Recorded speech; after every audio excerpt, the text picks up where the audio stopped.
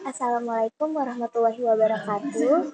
Yang terhormat, Ibu Dwina Satrinia selaku dosen mata kuliah Sistem Basis Data dan teman-teman sekalian. Perkenalkan, nama saya Siti Azhara Alifiaryadi dan dalam kesempatan kali ini kami akan mempresentasikan tugas besar database minimarket. Izinkan saya memperkenalkan anggota kelompok saya terlebih dahulu. Yang pertama yaitu Aldinda Cinta Lestari, yang kedua ada Faiz Ardanu, ketiga Rinaldi Irsad, dan yang terakhir diri saya, Siti Azhara Alifiaryadi. Pertama, saya akan membahas tentang latar belakang database minimarket. Dalam konteks pengelolaan minimarket, terdapat berbagai aspek yang perlu dikelola dengan baik, seperti manajemen stok produk, informasi pelanggan, transaksi penjualan, dan hubungan dengan pemasok.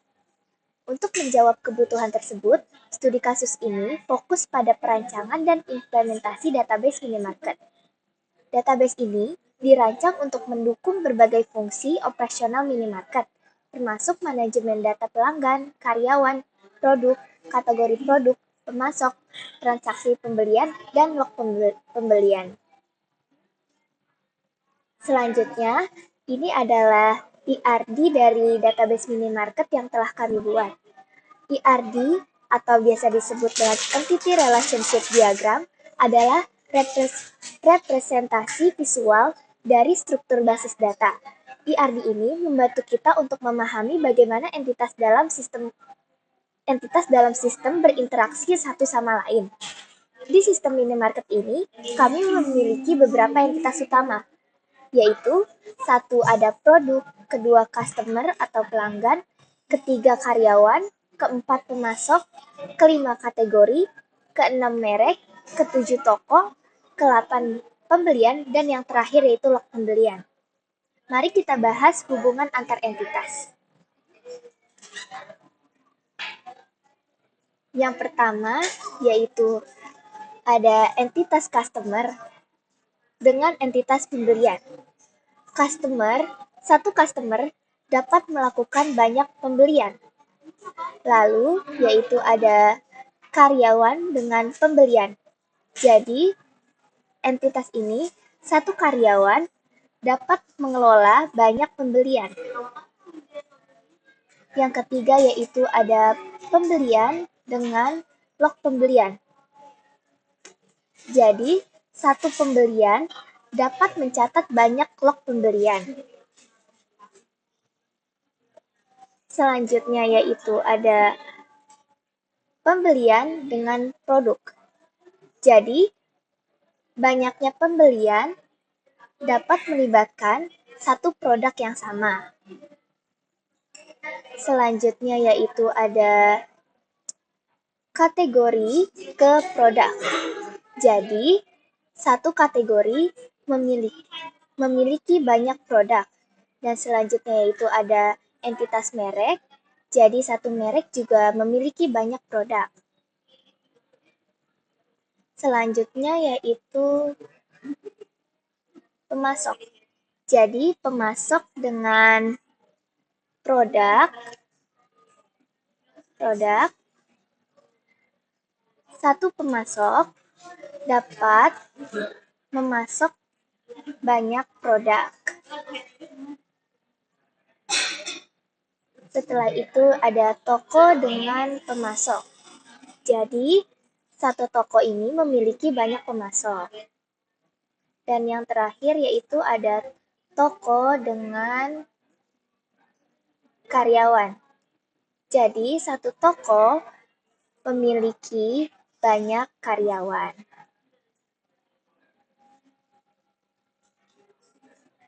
Selanjutnya kita masuk ke relational model.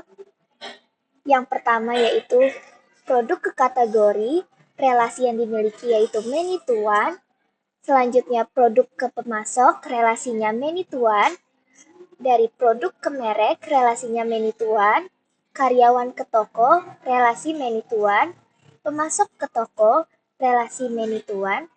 Pembelian ke karyawan, relasi many to one. Pembelian ke customer, relasi many to one. log pembelian ke pembelian, relasi many to one, dan yang terakhir yaitu log pembelian ke produk relasinya yaitu many to one. Sekian yang saya jelaskan, selebihnya saya berikan kepada rekan saya. Pertama, kita bikin database baru dengan nama minimarket.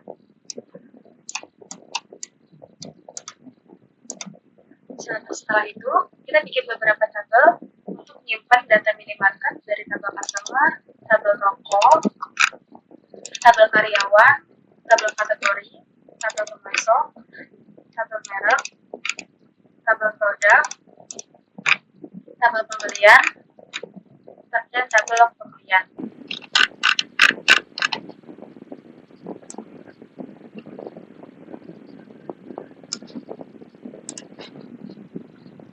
Jadi intinya di sini kita udah bikin beberapa tabel buat nyimpan data minimarket menggunakan CRID dan tabel-tabel yang saling berhubungan karena menggunakan foreign key.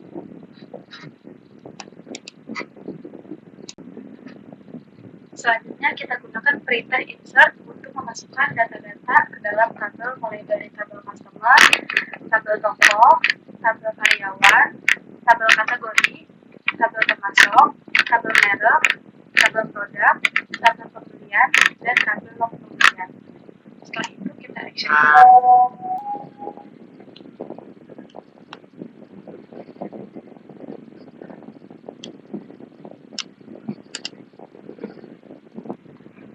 Jadi di sini kita udah masukin banyak data ke dalam tabel-tabel di database minimarket menggunakan Excel. Nah, nanti data ini bisa dipakai untuk mengelola aktivitas di minimarket tersebut. Selanjutnya, kita buat prosedur SP insert prosedur untuk mengelola data produk dalam tabel produk. Fungsi utama dari prosedur ini adalah untuk memeriksa keberadaan produk berdasarkan ID produk yang diberikan dan kemudian memperbarui data produk yang ada atau menambahkan produk baru jika belum ada. Prosedur ini menerima 4 parameter input, yaitu ID produk, nama produk, harga, dan stok.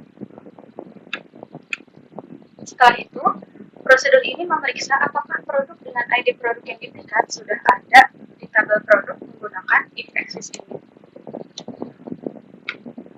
Jika produk dengan ID produk yang diberikan sudah ada, maka prosedur ini akan memperbarui informasi produk tersebut menggunakan perintah update di sini. Tetapi jika produk dengan ID produk yang diberikan tidak ditemukan di tabel, prosedur ini akan menambahkan produk baru ke tabel produk menggunakan perintah insert yang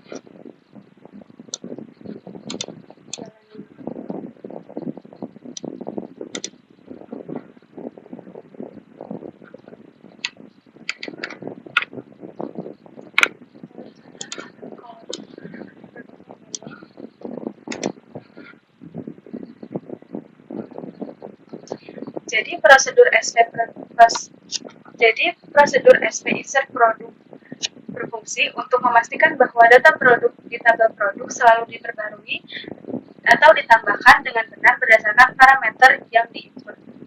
Oke, untuk selanjutnya kita masuk ke trigger.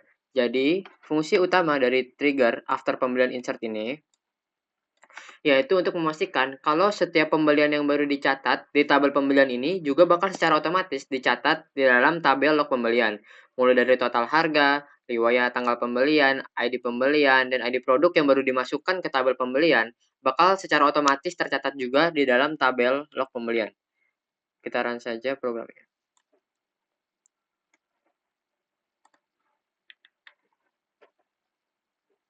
Di sini saya akan mencoba untuk memasukkan data ke dalam tabel pembelian.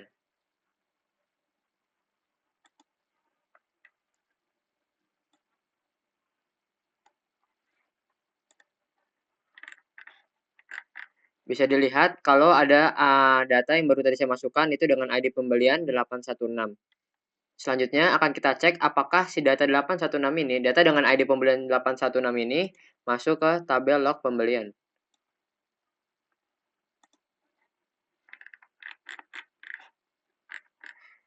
Nah, Terlihat kalau ID pembelian 816 ini otomatis masuk ke dalam tabel log pembelian. Hal ini menunjukkan kalau si triggernya itu berfungsi dengan baik. Untuk trigger selanjutnya yaitu trigger after pembelian insert update stock. Nah, trigger ini itu diaktifin setiap kali ada data baru yang dimasukkan ke dalam tabel pembelian. Secara keseluruhan, trigger ini bertujuan untuk otomatis memperbarui stok produk di tabel produk dengan mengurangi jumlah stok berdasarkan jumlah produk yang dibeli setiap kali ada data pembelian baru yang dimasukkan ke tabel pembelian. Kita langsung saja run programnya.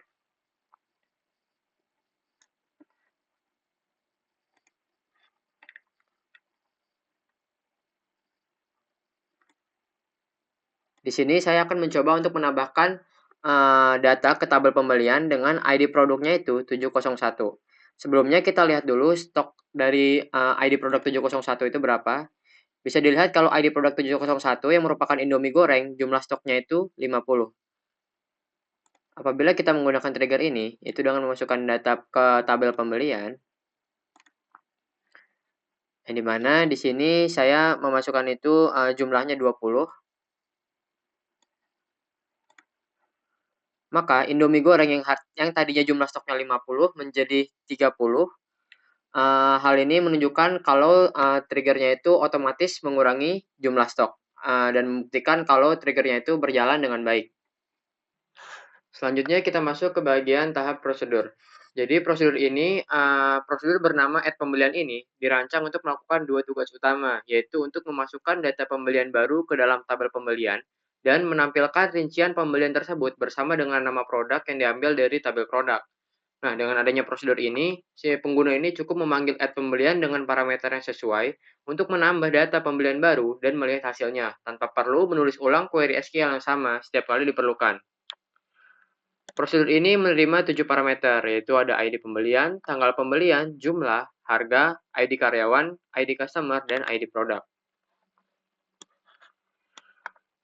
Setelah data baru dimasukkan, prosedur ini bakal menampilkan informasi tentang pembelian tersebut beserta nama produk yang dibeli dengan menggunakan perintah select yang menggabungkan atau inner join tabel pembelian dan tabel produk berdasarkan kolom ID produk.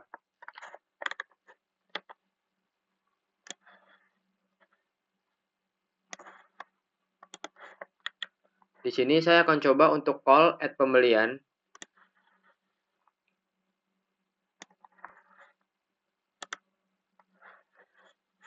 Bisa dilihat di sini dengan ID pembelian 901 yang baru saya masukkan. Di sini dia akan menampilkan gabungan dari tabel pembelian dengan tabel produk yang mengambil nama produknya di sini. Jadi si nama produknya ini diambil dari tabel produk, sedangkan yang ininya itu yang ID pembelian, tanggal pembelian, jumlah, harga, ID karyawan dan customer ID ini diambil dari tabel pembelian. Karena sudah berhasil menampilkan ini, bisa dibilang kalau si prosedurnya ini bekerja dengan baik. Untuk store prosedur yang terakhir, kita membuat prosedur bernama SP insert karyawan. Prosedur ini berfungsi untuk menambahkan data baru ke dalam tabel karyawan. Di prosedur ini terdapat 5 parameter, yaitu ID karyawan, nama karyawan, alamat karyawan, nomor telepon karyawan, dan ID toko. Di dalam prosedur ini terdapat perintah logika insert ke dalam tabel karyawan. Sekarang kita akan execute prosedur ini, kemudian kita akan melakukan pengecekan apakah prosedur ini sudah berfungsi dengan call prosedur.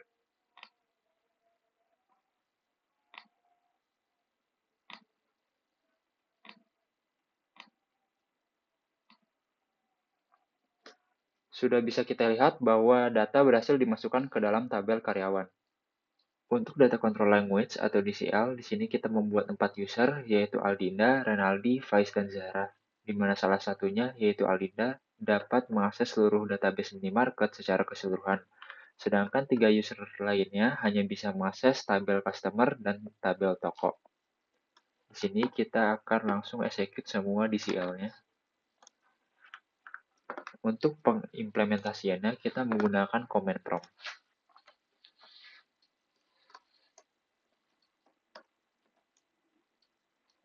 Hal yang pertama akan kita lakukan yaitu login username Aldinda.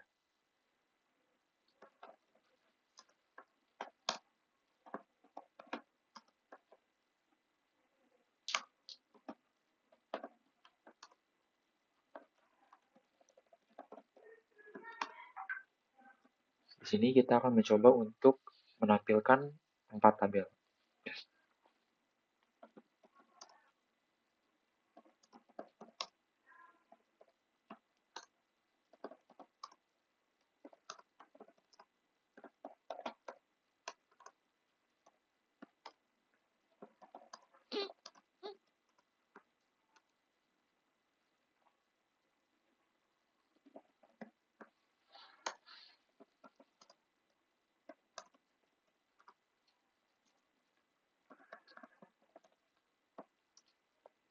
Sekarang kita akan mencoba untuk mengakses username Renaldi.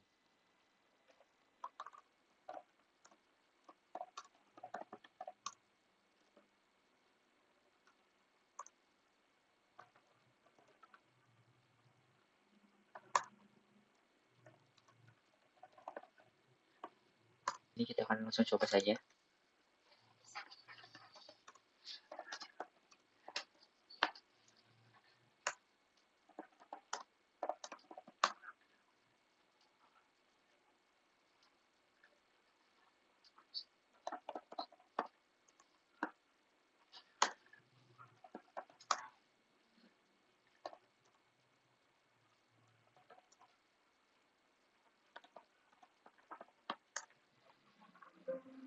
Di sini bisa kita lihat bahwa username Renaldi tidak bisa mengakses tabel pembelian, karena username Renaldi hanya diberikan akses kepada tabel customer dan tabel toko saja. Sekarang kita akan mengakses username Vice.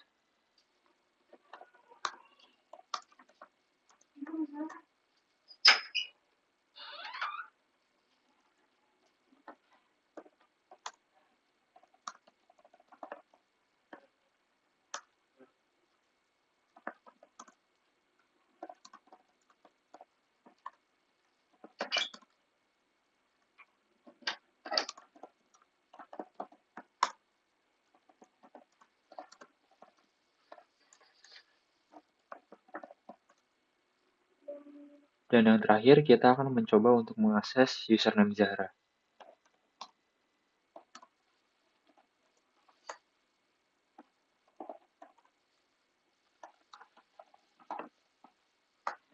Sama seperti sebelumnya, di sini kita akan menampilkan 3 tabel.